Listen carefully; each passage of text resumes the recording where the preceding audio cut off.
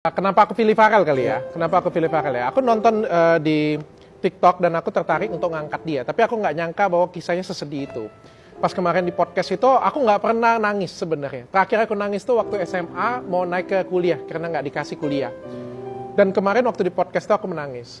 Tapi kenapa aku memilih dia?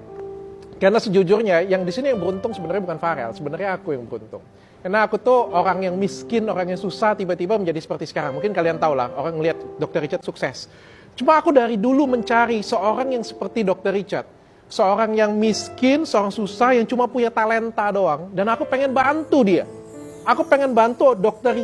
Richard Lee yang lain lah, kayak gitu. Tapi nggak pernah ketemu. Saat itu ketika... Aku nggak pernah ketemu orang yang pinter. Aku nggak pernah ketemu, ada yang pinter tapi kaya.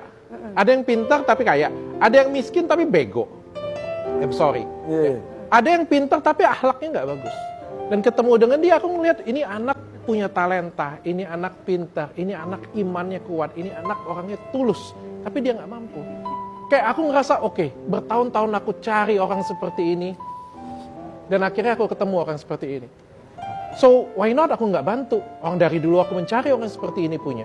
Yeah. Aku akan biayain dan aku akan buat Dr. Richard Lee yang baru. Kamu kan tinggal di Medan. Medan.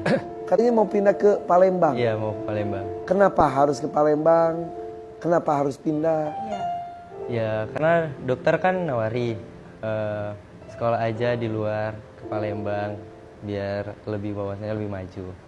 Oh ya udah, karena ini pun kesempatan ya nggak datang 2 kali gitu. Kesempatan cuma sekali.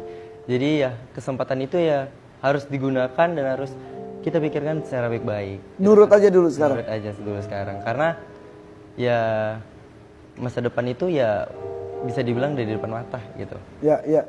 Targetnya apa sih, Dok? Untuk Aku kasih dia target jadi dokter FKUI. Wow. Oh, berat itu. Yes, makanya aku ngomong dengan dia, kamu mau jadi dokter FKUI? Dia bilang dia mau berusaha. Dia juga kan juara dan berprestasi. Tapi setelah selesai dari podcast, aku juga menyatakan keseriusanku kan. Aku juga ngomong bahwa untuk masuk ke FKUI itu nggak gampang, aku bilang. Dengan apa fasilitas yang kamu punya sekarang nggak akan cukup, aku bilang.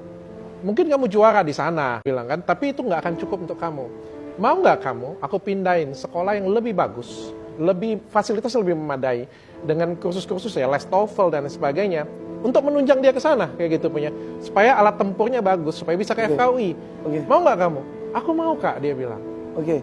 Dan aku bilang, oke, kita akan pindahkan ke Palembang ya, supaya kamu bisa dapat banyak pendidikan di sana dan dekat dengan keluarga aku, jadi ada yang jagain. Dan aku salut juga dengan dia Palembang? mau. Karena di Palembang ada keluarga Richard juga. Oke. Neneknya ikut? Enggak. Walaupun kamu harus berpisah dengan orang yang menjaga kamu selama ini? Makanya tuh kayak sakit karena pertama kali bisa jauh dari nenek ya bisa dibilang dalam waktu yang cukup lama. Nggak berat tuh ninggalin nenek. Berat tiap malam tuh nangis, saya nggak pernah nggak nangis. Overthinking pasti ada selalu. Terus nenek tahu tentang rencana hidup kamu ini? Apa kata beliau? Jalani padahal harus bisa demi ngangkat derajat keluarga kita. Masya Allah. Dok, kenapa nggak neneknya juga dipindahkan? Ada keinginan juga untuk seperti itu ya. Tapi kan orang tua pasti nggak akan nyaman kalau misalnya kita memberikan dia dunia yang baru ya. Iya, iya, iya. So nanti jadi sakit. Iya, kalau sama orang tua gimana dia maunya aja.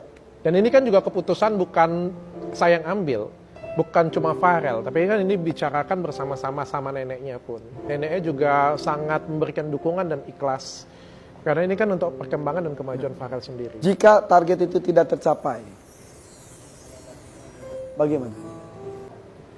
At least dia pasti akan jadi salah satu manajer di perusahaanku. Karena sudah persiapkan keahliannya. Kan perusahaan juga banyak ya, jadi kan tinggal ya kemampuan dia ada di mana ya sesuaikan aja dengan posisi dia di perusahaan. Itu yang level paling rendahnya dia. Kalau dia gagal. Oke. Ini kan niat baik. Niat baik ini akan tidak jadi jika dia tidak kehilangan ketulusan hati dia, tidak jujur. Berat tuh, Farel. Memang menjaga amanah susah.